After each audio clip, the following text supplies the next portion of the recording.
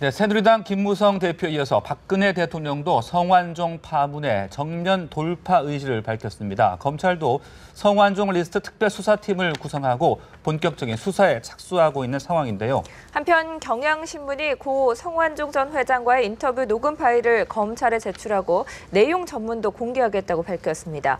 경향신문의 공개로 의혹이 해소될지 아니면 더 큰 파장을 일으킬지 주목되는데요. 황장수 소장, 김미연 소장, 김광산 변호사 모시고 자세한 얘기 나눠보겠습니다. 어서 오세요. 네, 안녕하십니까. 네.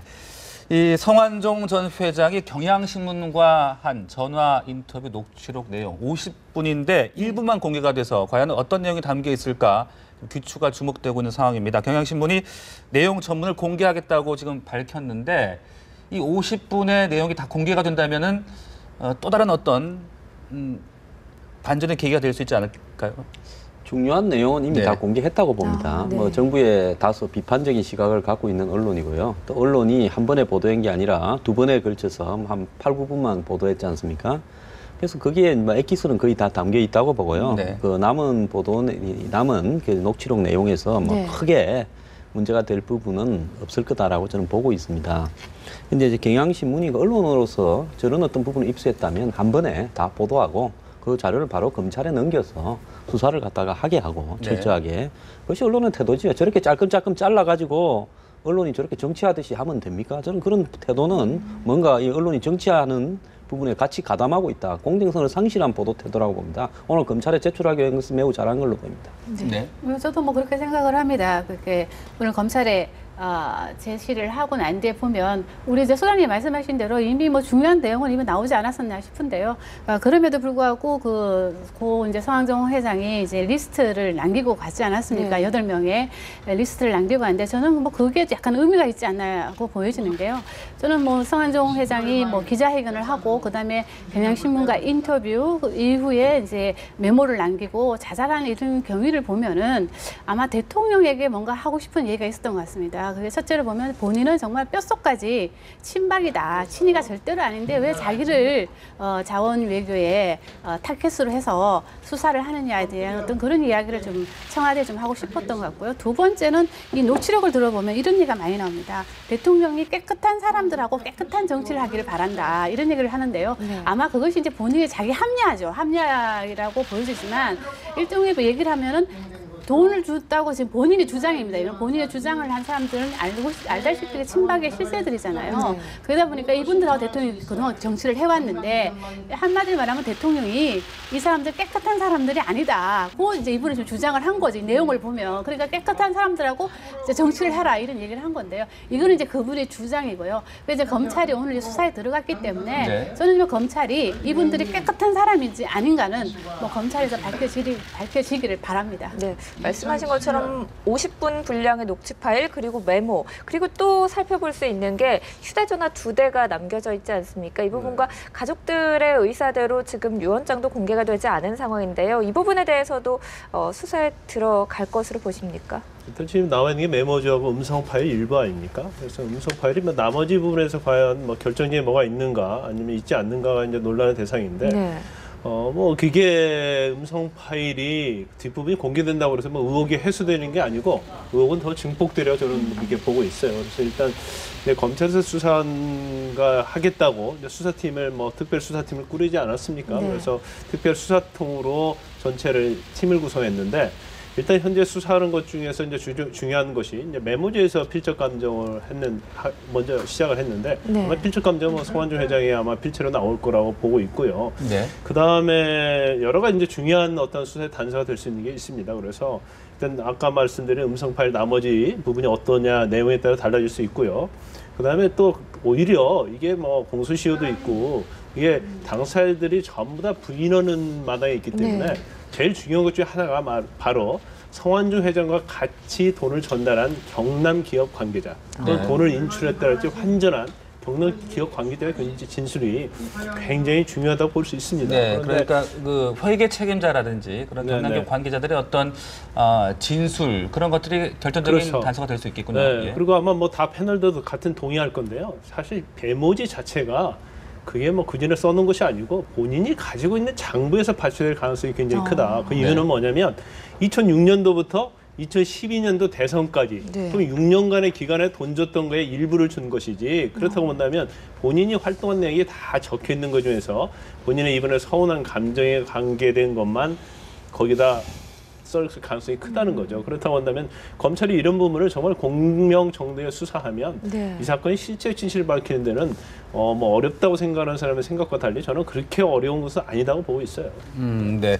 그 일부 또 공개된 내용을 보면은 이 홍문정 의원에게 2억 원을 건넸다라는 지금 내용이 나오고 있는데 홍문정 의원은 뭐 부인하고 있는 그런 상황입니다. 네. 그때 이제 녹취록 내용에 보면 네. 홍문정 의원 개인이 있었겠냐, 선거활동이 있었겠냐. 어쨌든 그 성완종 회장은 자신의 그 수사를 받게 되는 부분에 네. 대한 억울한 뭐 친박이다라는 건데, 아니 친박이면 그러면 자원외교 비리 수사 안 받으면 됩니까? 아니 돈 갖다 줬다고 내가 면제되면 됩니까? 우리 국민들이 지금 이 사건에서요 좀 아노미 현상에 빠져 있는데 네. 검찰에서는 이번에 그 자원외교 수사에 경량 기업이 올랐다는 것은 충분히 수사할 만한 근거가 있는 기업이었습니다. 혜택을 받았던 것도 사실이고요. 네. 아니 내일 모레 망할지 모르는 회사가 자원외교 한다고 쫓아다니면서 돈을 저렇게 쓰면 되겠습니까? 세계 9군데나요. 그렇기 때문에 당연히 수사 대상으로 볼 수 있었던 거고, 그런 부분이 무슨 뭐 예를 들어서 그 별건 수사를 했다, 무슨 또 자원외교 부르라, 어떻게 별건 당신 행령 부분은 봐주겠다, 이런 식으로 몰고 가는 부분은 저는 그건 잘못된 부분이라고 봅니다. 그래서 이제 그 이 성완종 회장의 지금 부분은요 앞으로 일일 기록부가 저는 100% 있을 거라고 봅니다. 네. 그 과거에 보면 김영식 그 서울시의원 그 살해 사건에 보면 강남 이 서구에 강남 강서구에 재력가가 비망록이 있어가지고 매일 무슨 뭐 요구르트 사 먹은까지 다 적어놨다지 않습니까? 자수성가하거나 또 학력이 조금 이렇게 그 높지 않은 이런 분들이 보면 보통 기록을 네. 이렇게 하고요. 네. 또 어떤 대가를 기대하고 저분이 지금 마지막에 기자회견을 했거나 또 쪽지를 쓰고 언론사하고 인터뷰한 거는 내가 너한테 돈 줬는데 너는 나를 안 봐줬다. 그러니까 너는 좀 다쳐야 된다. 그리고 정권도 문제가 있다. 이런 뉘앙스 아닙니까? 그럼 그런 거는 뭐겠습니까? 항상 돈을 줄 때는 영수도 있는 거 아니지 않습니까? 정치 자금을 뭐 저분의 이 지인이라는 사람은 150명한테 150억 이상 줬다라고 이야기하는 거 아닙니까? 그러면 돈을 줄 때는 그 영수증 받고 주는 것도 아니고 뇌물이나 정치 자금은 결국은 꼼꼼하게 기록 정황이나 네. 전달 당시에 이 어떤 누가 전달했는지 몇 시에 네. 전달했는지 어디서 전달했는지 육하 원칙에 의해서 기록을 해둔 비망록이 있을 건데요. 네. 저는 이번 이 사건에 친박 핵심 8명이 그 전부 철저하게 검찰 조사를 받아야 되고요. 직위 고하를 막론하고 네. 필요하다면 현재 직위 부분을 써도 하더라도 철저하게 받아야 되고 검찰 조사가 미진하면 다음에 이제 특검도 해야 된다고 봅니다만은 저 8명뿐만 아니라 네. 여당, 뭐 야당도 내가 볼 때 자유롭지 않을 거라고 봐요. 2003년에 인수했고 경남 기업을 네. 또 한 해에 2007년, 2005년, 2007년 한 정권에 2번이나 사면을 받고 사면 다음 날 인수위원이 사면 같은 날 인수위 자문위원이 됐지 않습니까? 네. 석연치 않죠. 그리고 또 상고나 항소를 포기했다라는 거는 너 해줄게 하고 사전에 권력하고 이야기됐다는 거 아닙니까? 그다음에 뭐 자원외교 관련해서 친위 정권하고도 무관하지 않을 거라고 보고요. 네. 네. 정권마다 다 엮여 있으니까 기왕에 검찰이 이제 수사에 착수했다면 대선 자금부터 시작해서 여야 정권 전부 다를 철저하게 수사하면요 오히려 여기서 대여를 끊질 수가 있다고 봅니다. 네, 그 성 전 회장이 또 상당히 꼼꼼한 성격이었다고 하죠. 말씀하셨던 대로 그 일일 기록부가 확보가 된다면 어떤 중요한 물증이 될 수 있겠죠. 그 강서구의 송모재력가가 매일장부 때 발견되지 네. 않았습니까? 그런데 사실 뭐 수사는 유야무야 끝났어요. 뭐 루머만 있었지. 그런데 그 사건과 이 사건은 굉장히 다른 면이 있어요. 어떤 다른 면이 있냐면 일단 본인의 육성으로 녹취를 하면서 네. 진술한 내용이 있습니다.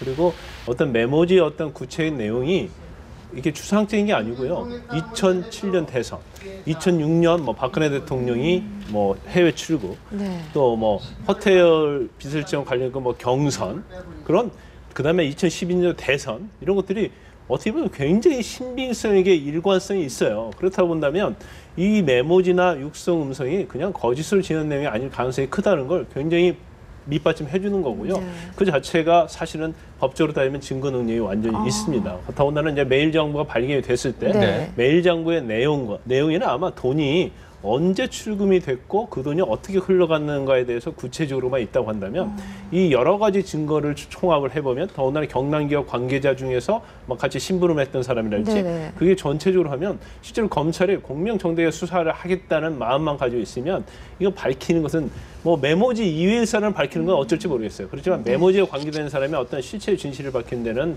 뭐 크게 문제가 되지 않을 수 있다고 저는 이렇게 판단하고 있습니다. 근데 우리 이제 변호사님 말씀하신 대로 지금 말씀하신 대로 뭐 검찰이 실제적인 진실을 밝힐 수만 있다면 좋겠죠. 네. 네. 그럼에도 불구하고 지금 뭐 돈을 받았다는 사람들이 절대로 안 받았다고 지금 이야기하고 있는 상황이기 때문에 뭐 우리 변호사님이 말씀하신 것처럼 그렇게 쉽게 밝혀질 거라고 저는 생각은 안 들고요.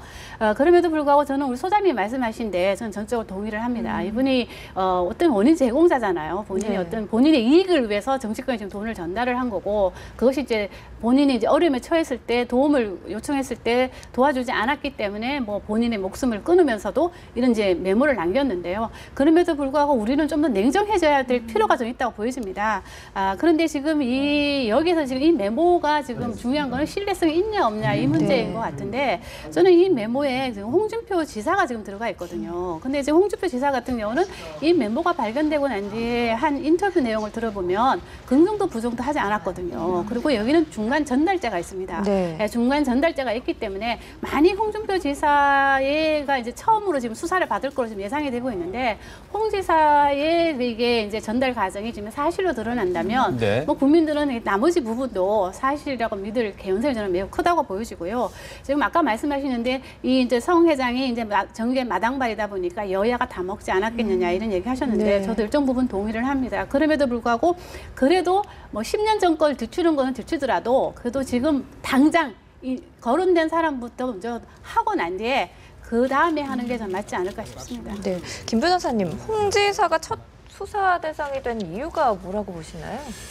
일단 뭐 8명 중에 6명한테 돈을 줬다고 하지 않았습니까? 이제 그 중에서 홍 지사와 관련된 부분은 다른 사람에 비해서는 일부 긍정적인 요소가 들어가 있어요. 그러니까 돈을 전달한 사람이 일단 특정이 돼 있지 않습니까? 네. 네. 홍 지사도 그런 식으로 얘기했죠. 만약에 돈을 줬다고 한다면 이제 배달 사고의 가능성을 얘기를 했어요. 그리고 그 윤모 씨라는 그 돈을 전달한 유력 인사라는 사람도 어느 정도 얘기를 한 걸로 알고 있고요.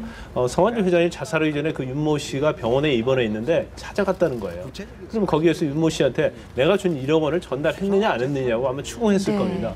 그 과정에서 성완종 회장이 녹취할 가능성이 크다고 보거든요. 그러면 지금 6명이 돈을 받았다고 돼 있는 메모지 중에서 어느 정도의 어떤 신빙성이 가장 있는 부분이 홍준표 지사와 관련된 부분이에요. 그래서 수사하기 제일 쉬운데 사실 바로 소환해서 조사하지는 않을 겁니다. 네. 왜냐하면 일단 소환해서 조사하려고 하면 먼저 기초적인 조사를 해야 돼요. 그래서 메모지랄지 뭐 그 관계자랄지 아니면 유언장이 있느냐 또 장부가 있느냐 또 폴더폰 2개의 어떤 통화 내용이랄지 그런 걸 전체적으로 수사를 하고 나서 첫 번째 소환하는 사람이 바로 홍준표 지사가 될 가능성이 크다는 거죠. 왜냐하면 일단 여러 가지 실질적인 어떤 내용이 나온 게 많이 있기 때문에 네. 그다음에 이제 홍문종 아마 의원을 갈 가능성이 크다고 봅니다. 네, 그 새누리당 김무성 대표가 먼저 기자회견을 했어요. 그러고 나서 이제 박근혜 대통령도 성역 없이 엄정히 대처하기를 바란다라는 입장을 밝혔는데 이 부분은 어떻게 보셨어요? 제가 볼 때 그 검찰이 이제 그 토요일 오후부터 수사에 착수하는 모양새를 밟아가고 네. 또 어제 이제 김무성 대표가 오전에 기자회견을 하고 또 본인하고 통화도 했다고 밝히지 않았겠습니까? 아마 김무성 대표도 곤혹스러웠을 거예요. 본인 가만히 있는데 모르는 전화로 전화가 와서 네. 전화 받아서 통화했는데 그 사실을 말을 안 하고 혹시 나중에 제3자가 공개하면 굉장히 또 이렇게 오해가 살 수도 있고 그러니까 이제 어제 기자회견 내용은 철저한 수사를 주문하면서 네. 본인도 대선 자금이나 이런 부분에서 조사를 받겠다고 하면서 나한테도 전화가 왔더라라고 하면서 자연스럽게 전화 온 사실을 공개할 수 있죠. 그리고 오후에는 또 서청원 전 그 대표가 그 상가를 방문했다가 나한테도 전화를 왔다라고 이야기를 했지 않습니까? 그리고 이제 대통령이 이 청와대 대변인을 통해 가지고 뭐 철저하게 수사하라 외압 없을 거니까 그렇게 네. 이야기를 했는데 아마 조율이 조금은 됐을 거라고 보고요. 그 다음에 그 대통령이 오늘이나 내일 중에 아마 이 문제와 관련해서 정식으로 뭐 홍보 수석을 시키든지 어떤 네. 자리를 빌어서 이야기를 하든지 해서 좀 더 디테일하게 이 문제에 대해서 뭐 직위고하, 전 현직의 직위고하를 막론하고 언급된 사람에 대해서 철저히 수사하고 또 이 언급되지 않은 어떤 부분에도 이 조사를 할 필요가 있다라는 이야기를 할 거라고 봅니다. 네. 대통령은 그렇게 이 정면 돌파하지 않고는요, 이 부패 척결을 하고 나섰다가 그 내 주변에 일부가 부패한 사람이 있다고 해서 그 사람도 부패 척결을 하고 또 그 사람뿐만 아니라 애초에 했던 방산, 자원 그리고 포스코 비리 등을 다 철저하게 이참에 하는 것이 네. 그 뿌리채 뽑겠다는 대통령 의지에 맞는 것이지, 여기서 자신 주변에 희생자가 한 명, 한두 명, 몇 명 생겼다고 해서 부패 척결을 여기서 후퇴하게 되면요, 박근혜 정권이 유지가 되겠습니까? 아마 여당 내부에서 또 야당에서 박근혜 대통령은 이제 측근이 돈을 받았기 때문에 부패하기 때문에 부패 척결을 할 자격이 없다. 그건 틀린 이야기죠. 네. 측근이 내 주변에서 대통령이 만약에 돈을 받았다면 그건 하야 할 일이시고요. 그렇지 않다 하면 주변에서 받았다 하더라도 부패 척결을 내 주변까지 포함해서 그다음에 야당, 여당 전부 다 부패 척결을 할 수 있죠. 오히려 주변의 측근들을 처리하는 것이 부패 척결의 핵심이 아닙니까? 그 여태까지 몰랐다가 저런 일이 드러났으면 할 수 있는 부분이기 때문에 대통령은 아마 이번 기회를 바탕이 삼아서 네. 더욱더 철저한 부패 척결로 밀어붙일 거다라고 보고 있습니다. 저도 뭐 그렇게 하는 게 맞을 것 같습니다. 왜냐하면 대통령이 여기서 이제 더 밀리게 되면 국정 운영을 할 수 있는데 상당히 동력을 잃을 수가 있기 때문에 어제 뭐 박근혜 대통령의 뭐 이야기는 원칙론을 강조하면서도 정치적 파장을 좀 최소화하겠다는 의도가 좀 있었던 것 같고요. 그리고 지금 많은 패널들도 나와서 얘기를 하고 있지만 지금 가장 뭐 타격을 본 건 이제 재보궐선거가 지금 목전에 있다 보니까 새누리당이 인다고 보여지는데 전 그럼에도 불구하고 뭐 김 대표에게는 김무성 대표에게는 오히려 이것이 이 위기가 저는 기회가 될 수 있다고 보여집니다. 왜냐하면 어쨌든 이번에 거론된 분들은 친박 실세들이고요. 네. 그렇게 되면 친박들의 입지가 상당히 좁혀지고 당의 운영이 이제는 김무성 대표 체제로 해서 움직여줄 수밖에 없는 그런 상황이 오고, 만일에 이번 재보궐선거가 결과가 나쁘다 하더라도 김무성 대표에게 책임을 물을 수가 없죠. 친박에서는. 왜냐하면 친박 이 리스트 때문에 이런 파장이 왔기 때문에, 정치적 파장이 왔기 때문에 이런 그 선거 결과가 나쁘다 하더라도 김무성 대표는 좀 자유로울 수 있다고 보여지고, 김무성 대표가 이거를 발판을 해서 보수를 혁신하는 어떤 새로운 보수의 가치를 들고 나서 새누리당을 혁신하는 방향으로 끌고 간다면 뭐 저는 그것도 하나의 기회가 될 수 있다, 그렇게 보여집니다. 다만 박근혜 대통령이 이제 여러모로 지금 힘들게 생겼는데요. 뭐 친박들이 이렇게 되면 본인들의 측근들을 다 손발을 자를 수밖에 없는 이런 상황이 될 수밖에 없기 때문에 박근혜 대통령은 이제는 아까 말씀하신 대로 부정부패 척결, 뭐 자신의 측근들까지 포함한 이렇게 해서 나아가는 것이 올바른 방향이라고 보여집니다. 네, 조금 전에 들어온 소식을 보니까 청와대에서도 측근의 비리 드러나면 예외가 없을 것이다, 용서가 없을 것이다, 이렇게 얘기를 했다고 하는데요. 그 새누리당 쪽 말고 이제 새정치민주연합 쪽 반응을 좀 보면요, 문재인 대표가 성완종 리스트에 이름이 거명된 인사들은 직책을 내려놓고 수사를 받아라, 이렇게 요구를 했습니다. 상당히 강하게 강수를 두고 있는 것 같은데요. 네, 뭐 언론에서는 굉장히 강하게 문재인 대표가 직책을 내려라는 말이 강하다고 했는데 저는 그렇게 보지 않아요. 이건 야당으로서 일반적으로 이런 사건이 있을 때마다 하는 소리의 수준을 그렇게 넘지 않는다고 생각합니다. 이게 사실 그 이전에요, 이런 사건이 터지면요, 야당이 정말 가만히 있지 않습니다. 무조건 특검하자고 하고 난리를 치는데 야당이 왜 이렇게 미적거리다가 이제 와서 이런지에 대해서 상당히 의혹이 있어요. 그래서 성완종 회장이 사실 굉장히 오랫동안 많은 돈을 뿌려왔고 지하철 인맥이라고 하는데 이게 사실 국민이 그럴 거예요. 이게 메모지에 한정된 사람이 아니고 정치권 모두가 의혹을 받는, 저는 그런 사건이라고 생각을 합니다. 그래서 뭐 지금 이제서 뭐 특검에 대한 여야의 어떤 솔솔 얘기는 나오고 있지만 아마 이렇게 여야가 매일 정쟁하는데 이 사건을 검찰에다 맡기자고 둘이 일치된 의견을 본 경우는 이전에 한 번도 없었거든요. 근데 왜 특검으로 가야 하면 첫 번째는 1, 2, 3대 비서실장 아닙니까? 그 다음에 총리 끼어 있잖아요. 또 친박의 실세들 끼어 있어요. 그러면 검사에 대해서 인사권을 가지고 있는 게 정부와 청와대입니다. 그런데 그런 인사권을 가진 사람을 과연 검찰이 수사할 수 있겠느냐, 첫 번째고요. 두 번째, 성완종 회장이 왜 자살했는가에 대해서 우리가 짚어봐야 돼요. 검찰 수사 억울하다고 자살한 거 아닙니까? 또 검찰의 수사에 대해 대상이 되어 있는 성완종 회장이 자살했는데 과연 검찰이 그걸 수사를 공명정대에 할 수 있을까 하는 의심이 드는 거죠. 그렇기 때문에 이 사건 자체가 특검으로 가야 하는 반드시 이유가 그 두 가지로 볼 수 있는 겁니다. 네, 새정치연합의 반응이 초강수는 아니다라고 말씀하셨는데 동의를 하십니까? 예, 저도 그래 봅니다. 왜 그런가 하면요, 과거에 유병헌 그 골프채나 리스트 돈을 받은 게 있다라고 제가 주장을 해왔죠. 근데 어떻게 국정조사조차도 여야가 하자는 사람이 하나도 없다라는 이야기를 제가 작년 가을에 여러 번 했죠. 그래서 이게 정치권이라는 것은요, 이런 대형 어떤 폭탄이 터지면 서로가 그냥 국민을 상대로 이 쇼만 좀 하고요, 흥분한 듯이. 그러면서 그 본질이 밝혀지는 일에는 각자 합의한 듯이 그렇게 가더라고요. 네. 지금 새누리당의 소장판이 개혁판이 하는 사람들이 한 30명 모여가 이야기했다는 거 한번 보십시오. 이번 기회에 성한종 8명뿐만 아니라 정치권에 돈 받은 사람 다 밝히고 그다음에 이 자원외교나 방산, 포스코 비리도 다 밝혀야 된다. 네. 정치권이 철저하게 청산돼야 된다라고 하는 사람 하나도 없잖아요. 그리고 다 계파적 이해관계에 따라서 하수인 노릇이나 하고 있죠. 그리고 또 뭡니까? 야당에서 지금 뭐라고 그럽니까? 야당 이거 지금 밝혀지면요. 아니 경남 기업을 인수했다라는 건 동네 토건업체가 새우가 고래를 먹은 건데 그게 그냥 먹었겠습니까? 경남 기업이라는 타이틀을 다니까 대출이 몇백억씩 뭐 이렇게 몇천억씩 나오지 않았겠습니까? 네. 그런 어떤 부분을 통해 가지고 이후에 급성장을 해오다가 이제 이 베트남 같은 데 가가지고 1조 이상 날리면서 회사가 거의 워크아웃에 접어들었지 않습니까? 워크아웃에 접어든 회사가 지금 오래 버텼죠. 한 7, 8년 버텼으니까요. 그래서 이런 과정에서 다 뭘로 버텼는가, 대출을 누가 해줬는가, 이런 부분들이 철저하게 수사하게 되고요. 그 다음에 제가 분명하게 사면복권을 받은 부분에 네. 1심하고 첫 번째는 사면복권 받고 두 번째는 2심 끝나고 사면복권 받았어요. 왜? 대법원까지 가게 되면 이 불탄절이나 석탄절이나 또 이 연말 사면을 놓치게 되니까 빨리 사면복권. 그러려면 위에 정치권하고 이야기 됐다는 거 아닙니까? 청와대 핵심이나. 그리고 사면복권 다음 당일날 네. 또 이명박 정권 인수위 자문위원으로 들어가는 이런 일이 어떻게 있을 수 있습니까? 이런 과정이 그냥 저절로 받았다고요? 그리고 성완종 회장은 자원외교에서 성공부 융자 47억을요 노무현 정권 때 받고 대부분의 성완종 회장이 하는 9개의 해외 자원 개발은 착수 시점은 2006년 아니면 2007년입니다. 이런 부분에서 봤을 때 자유로울 정권 없다고 봐요.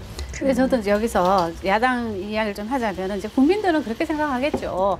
뭐 여야가 다 똑같다고 생각을 하려고 좀 보입니다. 그럼에도 불구하고 우리 변호사님께서 말씀하시기 그러면 살아있는 권력에다가 어떻게 칼을 걸누겠냐고 말씀하셨는데 저는 검찰이 이번만은 좀 달라져야 된다고 보여집니다. 검찰이 이번에도 정말 말씀하신 대로 그렇게 수사를 진행한다면은 정말 국민으로부터 지탄을 받을 걸로 보여지고요. 네. 그리고 지금 왜 특검을 주장하지 않느냐는 얘기에 대해서 뭐 본인들이 자유롭지 않기 때문에 특검을 주장하지 않는 것도 있을 수 있겠지만 문제는 뭐 선거가 지금 목전에 있지 않습니까? 재보궐선거가 목전에 있기 때문에 싸우는 모습을 보이기 싫다는 거죠. 새정치민주연합 쪽에서 본다면 이걸 자꾸 정쟁으로 삼아서 간다면은 싸우는 정당으로 비춰질 수 있기 때문에 아마 그래서 지금 한 발을 뺀 걸로 좀 보여지고요. 지금 그리고 뭐 유능한 경제정당, 안보정당으로 지금 이미지업해서 가고 있는 이 마당에 뭐 싸우는 모습을 보여준다면은 그것이 좀 마이너스가 된다고 판단을 했기 때문에 지금은 이게 특검 주장을 하지 않고 검찰 수사를 먼저 얘기한 걸로 보여집니다. 김미연 소장님 말도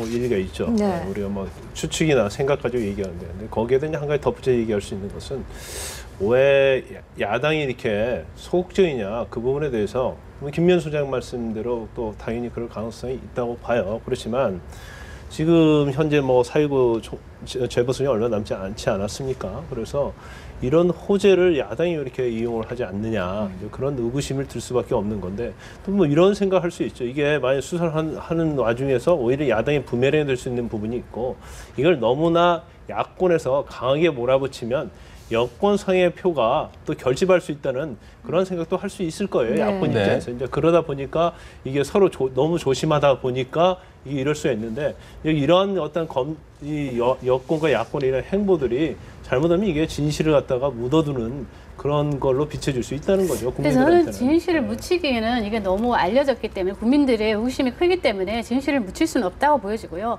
지금 이 상황을 보면은 이번 이 사건이 야권 지지층을 하여금은 결집할 수 있는 요소는 된 것 같아요.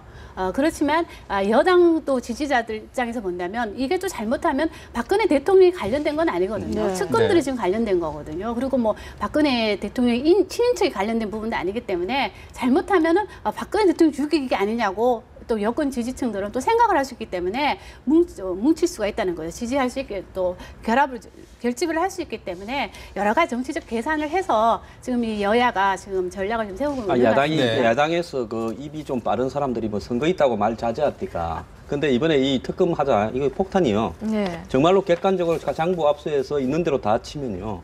폭탄이 어디서 터질지 모르기 때문에 이 겁나는 사람들이 한둘도 아니고요. 정치인들은 성완종 이름만 되면 이 폭탄이 어느 정도 규모가 된다라는 건 다 알고 있습니다. 나중에 적집에 터졌으면 좋겠지만은 그 유탄들이 날라와서 우리 집이 더 다칠 수도 있으니까 지금 이거 가지고 세게 나갈 사람 없을 겁니다. 진짜로요. 저 두고 근데 보세요. 이제 지금 정청래 의원이 지금 국정조사 지금 첫 질문을 하잖아요. 네. 그 내용을 좀 들어보면 알겠죠. 얼마나 세게 나올지 아니면.